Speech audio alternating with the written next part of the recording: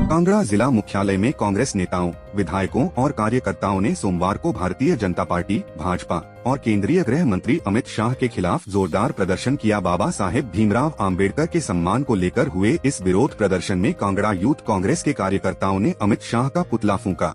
देखिए, हमारी तो मांग एक ही है और राहुल जी ने और प्रियंका जी ने बहुत खुले मंच पर और बहुत बाहुबली आवाज़ के अंदर ये बात बोल दी है कि अमित शाह को इस्तीफ़ा देना चाहिए। जिस तरीके से उन्होंने अभद्र टिप्पणी जो की है बाबा साहब भीमराव अंबेडकर पर, तो हम सब की, हर कांग्रेस के कार्यकर्ता की, हर सच्चे सिपाही की, हर नेता की, हर कार्यकर्ता की एक ही मांग है कि अमित शाह जी जो है वो इस्तीफ़ा दें। देखिए, हमारी तो कोशिश यही है कि वो इस्तीफ़ा दें।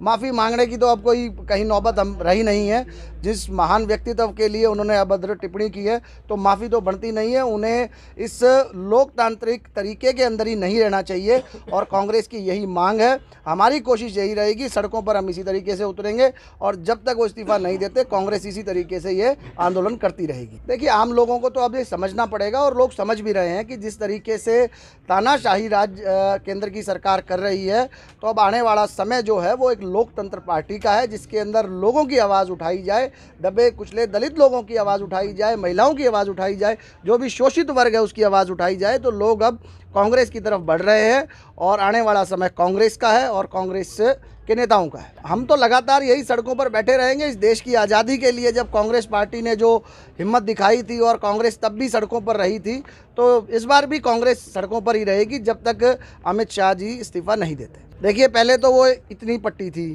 फिर वो इतनी हुई, फिर वो इतनी हुई, आज एक बहुत बड़ा पट्टा उनके सिर पे बांध रखा है। तो ये एक नौटंकी पार्टी है और राहुल जी ने धक्का नहीं दिया। राहुल जी का संवैधानिक अधिकार है कि वो संसद के अंदर जा सकते हैं। अगर उन्हें कोई रोकने की कोशिश करेगा तो उन्होंने सिर्फ यही कहा था कि भाई मेरे को अंदर जाने से आप लोग क्यों रोक रहे हो। वहाँ भी वो लोग तानाशाही कर रहे थे, पूरे देश में तानाशाही कर रहे हैं और राहुल गांधी जी के परिवार का इतिहास है कि तानाशाहों के खिलाफ इस परिवार ने शहादत दी है और ये निरंतर इसी तरीके से आवाज़ उठाते रहेंगे इस पार्टी के खिलाफ। देखिए, अब वो तो अब उल्टा चोर कोतवाल को डांटने वाली बात है, ठीक है। तो अब जयराम ठाकुर जी कुछ भी बोलें, पूरी दुनिया ने देखा है कि किस तरीके से वो अभद्र टिप्पणी उन्होंने की है और ऐसे व्यक्तित्व के लिए की है कि जिनकी वजह से आज हर वर्ग को एक स्वतंत्र अधिकार है, मौलिक अधिकार है, बोलने का है, उठने का है, हर चीज़ का अधिकार जो है वो बाबा साहब भीमराव अंबेडकर की देन है। तो अगर वो लोग ये गलत इल्ज़ाम लगा रहे हैं तो अब जनता को बिल्कुल पता है कि किस तरीके से लगातार भाजपा झूठ बोलने का काम कर रही है। कांगड़ा से कैमरामैन युगमार्ग टीवी।